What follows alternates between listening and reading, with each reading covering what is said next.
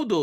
ರಾಷ್ಟ್ರೀಯ ಮತ್ತು ಅಂತಾರಾಷ್ಟ್ರೀಯ ಮಟ್ಟದಲ್ಲಿ ರೇಷ್ಮೆ ಉತ್ಪಾದನೆ ಹಾಗೂ ಹೈನುಗಾರಿಕೆಯಲ್ಲಿ ಶಿಡ್ಲಘಟ್ಟ ನಗರ ಖ್ಯಾತಿ ಪಡೆದಿದೆ. ಶಿಡ್ಲಘಟ್ಟ ತಾಲೂಕಿನ ಪವಿತ್ರ ಯಾತ್ರಾ ಸ್ಥಳವಾಗಿರುವ ತಲಕಾಯಲ ಬೆಟ್ಟದ ಶ್ರೀ ವೆಂಕಟರಮಣ ಸ್ವಾಮಿ ದೇವಾಲಯಕ್ಕೆ ಹಾಗೂ ಸಾರ್ವಜನಿಕ ಕೆಲಸ ಕಾರ್ಯಗಳಿಗಾಗಿ ಬರುವ ಸುಮಾರು 10ರಿಂದ 15 ಹಳ್ಳಿಗಳ ಜನ ಮಳೆಗಾಲದಲ್ಲಿ ಇಲ್ಲಿ ತೆಪ್ಪದಲ್ಲಿ ಪಾಪಾಗ್ನಿ ನದಿ ದಾಟಿ ಸಂಚರಿಸಬೇಕಾದ ಶೋಚನೀಯ ಪರಿಸ್ಥಿತಿ ಈಗಲೂ ಜೀವಂತವಾಗಿದೆ.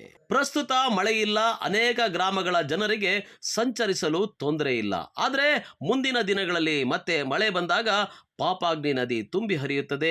ಆಗ ಗ್ರಾಮಸ್ಥರು ಅಂಗೈಯಲ್ಲಿ ಜೀವ ಇಟ್ಕೊಂಡು ತೆಪ್ಪದಲ್ಲಿ ಸಂಚರಿಸಬೇಕು.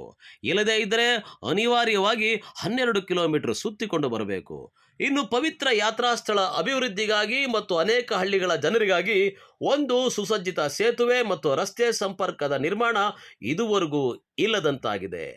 ಚುನಾಯಿತ ಜನಪ್ರತಿನಿಧಿಗಳು ಮತ್ತು ಅಧಿಕಾರಿಗಳು ಇತ್ತ ಗಮನ ಹರಿಸದೆ ನಿರ್ಲಕ್ಷ್ಯ ವಹಿಸಿದ್ದು, ಈಗಲಾದರೂ ಈ ಅವ್ಯವಸ್ಥೆಗೆ ಕಡಿವಾಣ ಬೀಳಬಹುದಾ ಎಂಬ ನಿರೀಕ್ಷೆಯಲ್ಲಿ ಜನರು ಇದ್ದಾರೆ. ದಿಬ್ಬೋರಳ್ಳಿ ಗ್ರಾಮ ಪಂಚಾಯತ್ ಮಾಜಿ ಅಧ್ಯಕ್ಷರು, ಈಗ ಸದಸ್ಯರು. ಈ ಪಾಪಾಗಿ ನದಿ ಈ ಒಂದು ಸೇತುವೆ ವಿಚಾರದಲ್ಲಿ ಸುಮಾರು ವರ್ಷಗಳಿಂದ ಇದನ್ನು ಸಂಪರ್ಕ ರಸ್ತೆ ಈ ಸುತ್ತಮುತ್ತಲು ಒಂದು 10, 15, 20 ಹಳ್ಳಿಗಳಿಗೆ ಸಂಪರ್ಕ ರಸ್ತೆ ಕಲ್ಪಿಸ್ಬೇಕಂತ ನಾವು ಸರ್ಕಾರದಿಂದಾಗಲಿ ಮತ್ತು ಎಲ್ಲ ಮುಖಂಡರನ್ನ ನಾನಾ ಪ್ರಯತ್ನಗಳು ಮಾಡಿದ್ವಿ. ಆದರೆ ಇದುವರೆಗೂ ಏನು ಫಲಕಾರಿಯಾಗಲಿಲ್ಲ. ಏಕೆಂದರೆ ಇದು ಸುಮಾರು 6ರಿಂದ 8 ಕೋಟಿ ರೂಪಾಯಿ ವೆಚ್ಚದಲ್ಲಿ ಈ ಒಂದು ಸೇತುವೆ ನಿರ್ಮಾಣ ಮಾಡಲು ಅಂದಾಜು ವೆಚ್ಚ ಆಗುತ್ತೆ ಅಂತ ಹೇಳ್ಬಿಟ್ಟು ಸ್ವಲ್ಪ ಹಣಕಾಸಿನ ಒಂದು ವ್ಯವಸ್ಥೆ ಸರ್ಕಾರದಿಂದ ಆಗಬೇಕಾಗಿದ್ದು, ಇದು ಸ್ವಲ್ಪ ತಡವಾಗಿರೋದ್ರಿಂದ ನಾವು ದೇವಸ್ಥಾನದ ಮುಂಭಾಗದಲ್ಲಿ ರಾಜೀವ್ ಗೌಡರ ಒಂದು ಸಹಕಾರದಿಂದ ನಾವಲ್ಲಿ ಒಂದು ಪಾರ್ಕಿಂಗ್ ಪ್ಲೇಸ್ ಮಾಡಿದ್ವಿ. ಆ ಪಾರ್ಕಿಂಗ್ ಪ್ಲೇಸ್ ಸಿಕ್ಕಿದಾಗ, ಪಾರ್ಕಿಂಗ್ ಜಾಗ ಸಿಕ್ಕಿದಾಗ ಅದರಲ್ಲಿರೋ ಕಲ್ಲುಗಳನ್ನು ನಾವು ಇನ್ನೊಂದು ಸೇತುವೆಗೆ, ಕಚ್ಚಾ ಸೇತುವೆಗೆ ಉಪಯೋಗಿಸ್ಕೋಬೇಕಂತ ಯೋಚನೆ ಮಾಡಿ ಈ ಪ್ರದೇಶದಲ್ಲಿ ನಾವು ಈ ಸೇತುವೆಗೆ ಈ ಕಲ್ಲುಗಳನ್ನೆಲ್ಲ ಹೊಡೆದಿದ್ದೀವಿ.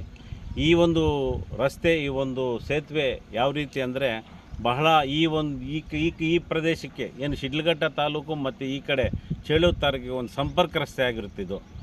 ಇಲ್ಲಿ ಈ ಒಂದು ಹಿಂದೆ ಇರುವ ಒಂದು 10-15 ಹಳ್ಳಿಗಳ ಜನ ಬರಬೇಕಾದ್ರೆ ಈ ಕಡೆ ನೇರವಾಗಿ ಬರ್ಬೋದು. ಆದರೆ ಇಲ್ಲಿ ಏನಾದರೂ ಈ ನದಿಯಲ್ಲಿ ನೀರು ಬಂದರೆ ಸುಮಾರು 20 ಅಡಿಯಷ್ಟು ನೀರು ಹೋಗುತ್ತೆ. ಏನು ಈ ಕಡೆ 20 ಅಡಿ ನೀರು ಪಾಪಾಗ್ನಿ ನದಿಯಲ್ಲಿ ಹೋಗೋದ್ರಿಂದ ಸಂಪರ್ಕ ಜನರಿಗೆ ಕಡಿತ ಆಗುತ್ತೆ. ಅವರು ಸುಮಾರು 10ರಿಂದ 12 ಕಿಲೋಮೀಟ್ರು ಪ್ರದೇಶವನ್ನು ಸುತ್ತಕೊಂಡು ಬರೋ ಒಂದು ವ್ಯವಸ್ಥೆ ಆಗಿರುತ್ತೆ. ಅದರಿಂದ ನಾವು ಈ ಒಂದು ಕಡಿಮೆ ವೆಚ್ಚದಲ್ಲಿ ಇದನ್ನು ಯೋಚನೆ ಮಾಡಿದ್ದೀವಿ. ಮುಂದೆ ನಮ್ಮ ಜಿಲ್ಲೆಯ ಉಸ್ತುವಾರಿ ಮಿನಿಸ್ಟ್ರುಗಳು ಮತ್ತು ಸರ್ಕಾರ, ನಮ್ಮ ಶಾಸಕರು ಮತ್ತು ಈ ಮುಖಂಡರೆಲ್ಲನೂ ಇದನ್ನು ಸದುಪಯೋಗ ಪಡ್ಕೊಂಡು ಸಾರ್ವಜನಿಕರಿಗೆ ಇದೊಂದು ಬಹಳ ಅನುಕೂಲವಾಗಿರುತ್ತೆ. ಕಡಿಮೆ ವೆಚ್ಚದಲ್ಲಿ ಈ ಸೇತುವೆ ನಿರ್ಮಾಣ ಮಾಡ್ಬೋದು. ಇದನ್ನು ತಾವು ಮನಸ್ಸು ಮಾಡಿ ಎಲ್ಲರೂ ಸಹ ಇದರ ದೃಷ್ಟಿ ಹರಿಸಿ ಇದನ್ನು ಸಂಪರ್ಕ ರಸ್ತೆಯನ್ನು ಕಲ್ಪಿಸಬೇಕಂತ ನಾವು ಒತ್ತಾಯ ಮಾಡ್ತಾಯಿದ್ವಿ. ಇನ್ನು ಮಾಜಿ ಸಚಿವ ವಿ ಮುನಿಯಪ್ಪನವರ ಕಾಲಾವಧಿಯಲ್ಲಿ ಈ ಭಾಗದ ಜನರಿಗೆ ಸಂಚರಿಸಲು ಅನುಕೂಲವಾಗಲೆಂದು ಸೇತುವೆ ಮತ್ತು ರಸ್ತೆ ನಿರ್ಮಾಣ ಮಾಡಲು ಪ್ರಯತ್ನ ನಡೆದಿತ್ತಾದರೂ ಅದು ಸಫಲ ಕಂಡಿಲ್ಲ. ಈಗ ಜಿಲ್ಲೆಯ ಅಭಿವೃದ್ಧಿಯಲ್ಲಿ ಸಕ್ರಿಯವಾಗಿ ತೊಡಗಿಸಿಕೊಂಡಿರುವ ಉಸ್ತುವಾರಿ ಸಚಿವ ಡಾಕ್ಟರ್ MC ಸುಧಾಕರ್, ಸ್ಥಳೀಯ ಶಾಸಕ ರವಿಕುಮಾರ್, ಸಂಸದ ಮಲ್ಲೇಶ್ ಬಾಬು ಅವರು ಗಮನ ಹರಿಸಿ ಇಲ್ಲಿ ಸಂಪರ್ಕ ರಸ್ತೆ ಮತ್ತು ಸೇತುವೆ ನಿರ್ಮಾಣ ಮಾಡಲು ಆಸಕ್ತಿ ವಹಿಸಬೇಕಾಗಿದೆ. ತಮೀಂ ಪಾಷಾ, MMTV ನ್ಯೂಸ್, ಶಿಡ್ಲಘಟ್ಟ.